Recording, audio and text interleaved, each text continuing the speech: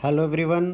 तो आज इस वीडियो में हम बात करने वाले हैं डर्मेटोलॉजी का फंगल इन्फेक्शन में टीनिया क्रूडिस के बारे में। तो चलिए देखते हैं हम लोग टीनिया क्रूडिस के बारे में। ये डर्मेटोलॉजी का चैप्टर है टीनिया क्रूडिस। तो चलिए स्टार्ट करते हैं। टीनिया क्रूडिस। टीनिया क्रूडिस। तो टीनिया क्रूडिस जो है अपना, ये कहाँ कहाँ होता है ये?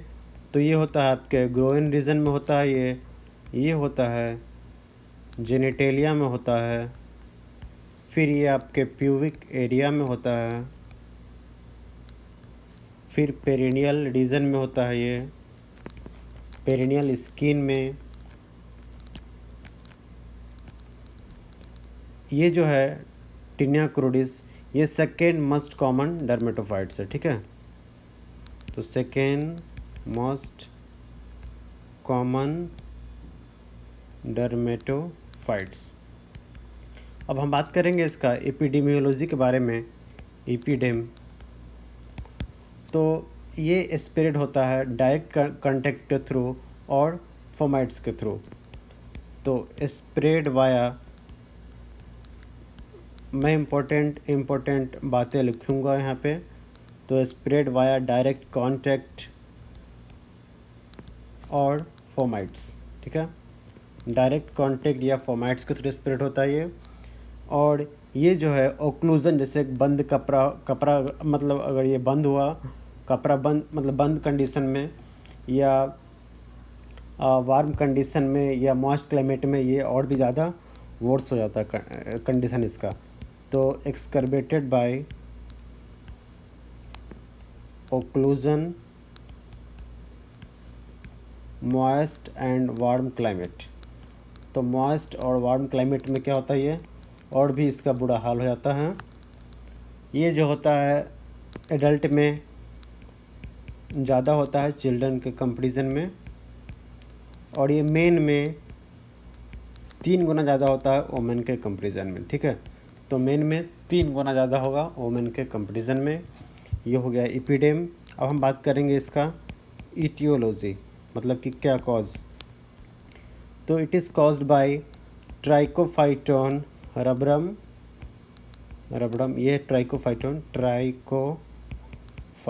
T for trichophyton. तो it is caused by trichophyton rubrum and epidermophyton floccosum, ठीक है। Epidermophyton floccosum. ये और भी होते हैं trichophyton mentagrophytes and trichophyton verrucosum के द्वारा भी होते हैं ये, ठीक है। तो ये इम्पोर्टेंट है। इससे कॉज क्या होता है, ट्राइकोफाइटोन रबडम और इपिडर्म फाइटोन फ्लोकोसम, ये दोनों इम्पोर्टेंट है। अब हम बात करेंगे क्लिनिकल फाइंडिंग के बारे में। क्लिनिकल फाइंडिंग अगर देखें इसका, तो ये अपीयर होता है मल्टीपल इरिथमेटस पेपुलोवेसाइकल्स, ठीक है। तो ये बहुत सारे होते हैं यहाँ पे पेपुलोवेसाइकल। तो अपीयर एज मल्टीपल इरिथमेटस पेपुलोवेसाइकल इसलिए बोलते हैं क्योंकि यहाँ पे पेप्यूल एंड वेसाइकल दोनों प्रेजेंट होते हैं। तो मैं आपको अगले वीडियो में बताऊंगा पेप्यूल वेसाइकल में डिफरेंस क्या होता है। पेपुलोवेसाइकल्स विथ वेल मार्जिनेटेड रेज्ड बॉर्डर। तो इसका जो बॉर्डर होता है वो वेल मार्जिन होता है और रेज्ड बॉर्डर होता है with well marginated and raised border. मतलब कि इसका जो बॉर्डर होगा पता चल जाएगा। ये देखिए, इस समय पिक्चर में है, ये आप देख सकते हैं। ये इसका वेल मार्जिनेटेड बॉर्डर पता चला है, इसका बॉर्डर है और थोड़ा सा खड़ा रहता है बॉर्डर, ये पता चल जाएगा वेल मार्जिनेटेड रेज्ड बॉर्डर। ये आप देख सकते हैं कहाँ कहाँ पाया जाता है। ये दोनों मीडियल थाई में है, देख सकते हैं यहाँ पे। ये ग्रोइन रीजन में भी पाया जा रहा है। ये आपका ऊपर में पाया जाएगा इसका लोअर एब्डोमिनल एरिया में। ये पीछे की तरफ भी हो सकता है। ये देखिए, ये सब आपका जो है क्या है, ये टीनिया क्रूडिस है ये, ठीक है। तो इसका वेल मार्जिनेटेड बॉर्डर होता है, रेज्ड बॉर्डर। और पैपुल और वेसाइकिल जो है दोनों इसमें होते हैं। पैप्यूल और वेसाइकिल इसलिए बोलते हैं पैपुलो वेसाइकुलर। चलिए देखते हैं आगे। तो आ गए हम यहाँ पे। तो इसमें क्या होता है, आपको प्रूरिटस, इसका जो क्लिनिकल फाइंडिंग में प्रूरिटस मतलब क्या है, इचिंग, मतलब कि एक बार खुजली कीजिएगा तो फिर आपको बार बार खुजली करने का मन करेगा, इसको बोलते हैं प्रूरिटस। और साथ में पेन भी होता है कभी कभी, जब आपको मैसेरेशन होगा स्किन, मतलब स्किन बाहर निकलेगा, आप इसको खुजली कीजिएगा तो स्किन क्या होता है, बाहर निकलता है धीरे धीरे, तो मैसेरेशन ऑफ स्किन।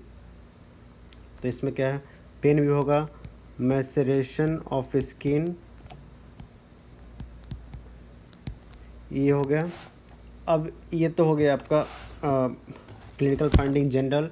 अब मैं बता रहा हूँ कि कैसे पता चलेगा कि ये इपिडर्म फाइटोन फ्लोकोसम से हुआ, टेनिया क्रोडिस या ट्राइकोफाइटोन रबरम से। ठीक है, तो मैं बता रहा हूँ इपिडर्म फाइटोन फ्लोकोसम एंड ट्राइकोफाइटोन रबरम, इसमें डिफरेंस क्या है दोनों में। तो एपिडर्म फाइटोन फ्लोकोसम जो होगा उसमें आप देखिएगा कि जो ये आपका जो इन्फेक्शन होगा उसमें बीच में खाली होगा, इसको तो सेंट्रल क्लियरिंग आपको दिखेगा। लेकिन यहाँ ट्राइकोफाइटोन रबरम से जो आपका टेनिया क्रोडिस होगा वो कैसा होगा, कोलेसेंट के टाइप का। ठीक है, कोलेसेंट टाइप का होगा। लेकिन ये क्या होगा, एपिडर्म फाइटोन फ्लोकोसम, ये आपका होगा सेंट्रल क्लियरिंग। ठीक है, तो ये हो गया आपका सेंट्रल क्लियरिंग। और आप देखिएगा इसमें ये जो एपिडर्म फाइटोन फ्लोकोसम से होगा ये आपको जेनाइटो क्रूडल क्रीज में पाया जाएगा, और मीडियल अपर थाई का मीडियल रीजन। और ये जो होगा ट्राइकोफाइटोन रबरम से ये प्यूबिक एरिया में, पेडिनियल रीजन में, बटक रीजन में, लोअर एब्डोमेन एरिया में। तो ये तो हो गया इसका। अब बात करते हैं डिफरेंशियल डायग्नोसिस के बारे में। तो डिफरेंशियल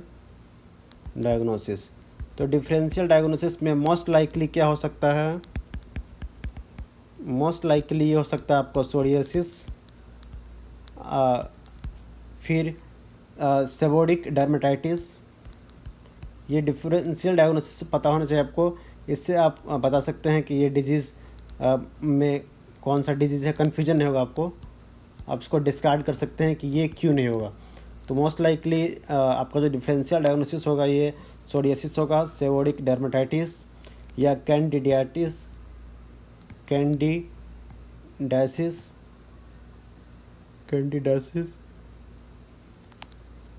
इसके बाद इराइथ्रेसिमा। ठीक है, ये आपका हो गया डिफरेंशियल डायग्नोसिस मोस्ट लाइकली।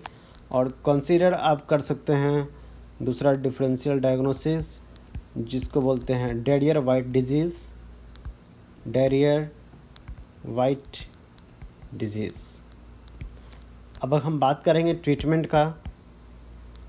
तो ट्रीटमेंट के लिए आप इसका जो अगर लेज़न इसका आइसोलेटेड होगा या और ये ग्लैब्रस स्किन पे होगा तो आइसोलेटेड लेज़न के लिए हम लोग जो यूज करेंगे टॉपिकल एजेंट यूज करेंगे। टॉपिकल एजेंट सच एज, मैं नाम बता रहा हूँ, एलाइल एमीन यूज कर सकते हैं, इमिडाजोल यूज कर सकते हैं, ब्यूटेनाफाइन एंड आप जो है ओरल एंटी फंगल यूज कर सकते हैं अगर ये ज़्यादा वाइड स्प्रेड हो और ये ज़्यादा इन्फ्लामेटरी हो। तो मोर वाइड स्प्रेड और मोर इन्फ्लामेटरी, तो इसके लिए क्या यूज़ कर सकते हैं हम लोग, ओरल एंटी फंगल। ठीक है, तो ओरल एंटी फंगल यूज करेंगे जब ये ज़्यादा इन्फ्लामेटरी हो या ज़्यादा वाइड स्प्रेड हो। तो ओरल एंटी फंगल जो है एडल्ट में क्या क्या यूज कर सकते हैं, मैं बता रहा हूँ। तो फ्लूकोनाजोल यूज कर सकते हैं रिजल्ट में, फ्लूकोनाजोल। तो फ्लूकोनाजोल जो है ये 150 मिलीग्राम ये वीकली यूज कर सकते हैं 4 to 6 वीक तक। फिर आपका आ गया आइट्राकोनाजोल।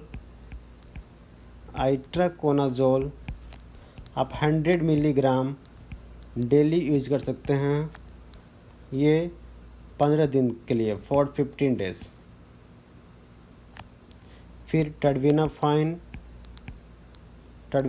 जो हुआ आपका ये 250 मिलीग्राम पर डे 2 वीक के लिए यूज कर सकते हैं, फॉर 2 वीक्स।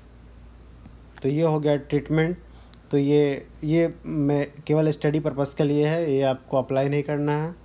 आपको अगर कोई प्रॉब्लम है तो डॉक्टर से ज़रूर सलाह लीजिएगा। तो ये मैं टीनिया क्रूडिस के बारे में बता दिया। ये मैंने फिट्जपैट्रिक जो है बुक है उससे ये लिया है इसका सोर्स। तो मैं अगले इन्फेक्शन के बारे में बताऊंगा अगले वीडियो में, जैसे टीनिया कॉर्पोडिस, टीनिया पेडिस। तो ये वीडियो आपको कैसा लगा ज़रूर बताइएगा कमेंट सेक्शन में, और वीडियो को लाइक कीजिएगा और इस चैनल को सब्सक्राइब ज़रूर कीजिएगा। आपको बताइएगा कैसा लगा और सजेशन दीजिएगा। तो आज के लिए इतना ही। धन्यवाद।